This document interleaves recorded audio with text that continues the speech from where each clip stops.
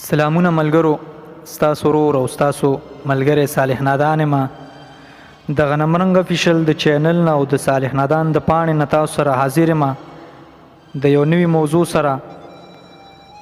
څنګه چې تاسو ته پته ده چې د نظم په قسمونو باندې خبره روانه ده، د دې نه مخکې په پابند نظم باندې خبره شوې وه او په دغه ویډیو کې به نن په آزاد نظم باندې به خبره کیږي چې آزاد نظم څه ته وایي او آزاد نظم څنګه لیکلی شي او د آزاد نظم به پوره تعریف کوو. خو د دې هر څه نه وړاندې که تاسو زما دغه غنمرنګ افیشل چینل نه وي سبسکرایب کړی نو دا د ځان سره سبسکرایب کړی نو چې زمونږ هره یوه ویډیو تر تاسو ډیره په اسانه در رسي.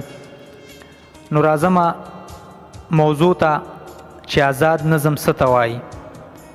آزاد نظم هغه نظم ته ویلی شي چې د کافي او ردیف د پابندۍ نه آزاد وي، خو رواني او د بحر یووالی ضروری دی.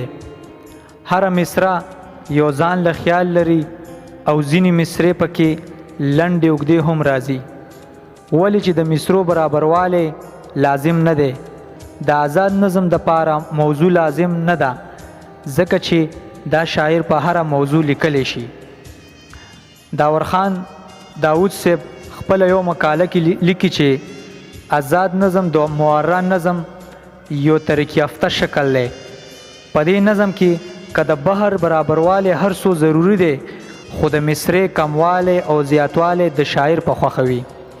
مشتاق مجروح صاحب لیکي چې آزاد نظم صرف یو شعري هیت دی او دا د نظم دپاره پکارولی شي. دا نظم د انګریزي ادب نه پښتو ته راغلی او دومره عام شوی دی چې نن سبا پابند نظم ډیر کم لیکلی کیږي. ستاسو د پوهې دپاره د نواز طاهر صاحب یو نظم تش کاغذ مثال کې مونږ سره دی چې څه په دې ډول دی نظم: تا ته مې خط لیکلو لا مې لیکلی نه و چې په کاغذ د پاسه دوه ملغلرې د دوو سترګو نه راپرېوتلې. ما وی بس دغه بس دی، ستا دغه خط مې تا ته دغه شان درواستولو. وروستو مې سوچ کولو چې ته به څنګه د دې تش کاغذ په راز